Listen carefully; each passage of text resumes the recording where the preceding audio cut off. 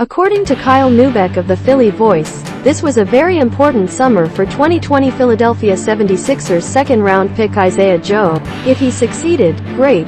Joe will have his contract guaranteed on opening night, according to Spotrac, and he'll be a fixture of the bench until proven otherwise. Well, the Sixers could release Joe without owing him another dime or trade him to another team for a similarly valued performer. Fortunately for Joe, it looks like the former part has been decided in the best possible way. Joe has looked like a man among boys in the summer league and has been taking and making threes like an ideal fit next to Joel Embiid and James Harden. Joe balled out, proved his worth, and will soon head into the training camp with a roster spot more or less locked, but that doesn't guarantee him anything but a paycheck. No, for Joe to take a step forward and actually achieve some longevity in the association as more than a deep bench prospect, he needs to actually crack Doc Rivers' rotation and earn that elusive second contract. But hey, just for a moment, let's divorce Doc from this situation, shall we? Let's imagine Isaiah Joe is still a member of the Philadelphia 76ers, but the team is simply looking to deploy the Arkansas product in the best position to succeed. What would that look like? Well, let's try to find out. Isaiah Joe can be a successful player for the Philadelphia 76ers. What is Isaiah Joe good at? While Joe will probably never hit 44% of his attempts from beyond the arc in any given season, he's the kind of player who could theoretically outscore a more efficient shooter based on the number of shots he puts up. Now normally, bench players aren't attempting double-digit shots per game, let alone double-digit threes per game. But in college, Joe did just that, attempting 275 threes in just 26 games, and that is absolutely where he is the most comfortable as a player.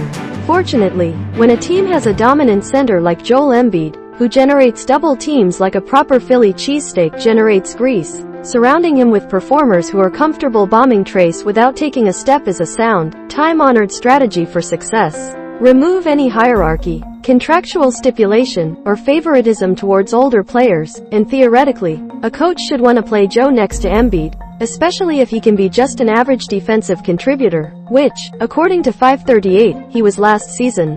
Alright, so that's that, right? Joe can just play with Embiid and, considering how the rest of the team is composed, that's good for a dozen or so minutes per game. Well yes, that could be a role for Joe, but it doesn't have to be the only role he can fill. Well, because Joe is a good fit next to James Harden too. In Houston, Daryl Morey's squads found great success by placing volume shooters like Ben McLemore around Harden to capitalize on open looks generated by his drives, his ISO game, and by the double teams he would draw on the pick and roll. Though Joe doesn't have McLemore's draft pedigree, he's probably a better shooter and could similarly excel in a role where he parks it in the corner, moves himself open if need be, but ultimately bombs the ball when it comes his way like a hot potato. Really, the only member of the Sixers' big three that Joe doesn't perfectly fit with is Tyrese Maxey, as the soon-to-be third-year guard is a pretty bad defender and needs to be paired up with a guard like De'Anthony Melton if Harden is off the court. Still, considering Maxey only plays 32-ish minutes per game, that leaves 16-ish minutes for Joe to operate if need be, which is a decent enough role that could translate to the playoffs assuming Maxey isn't going to 40 minutes per game.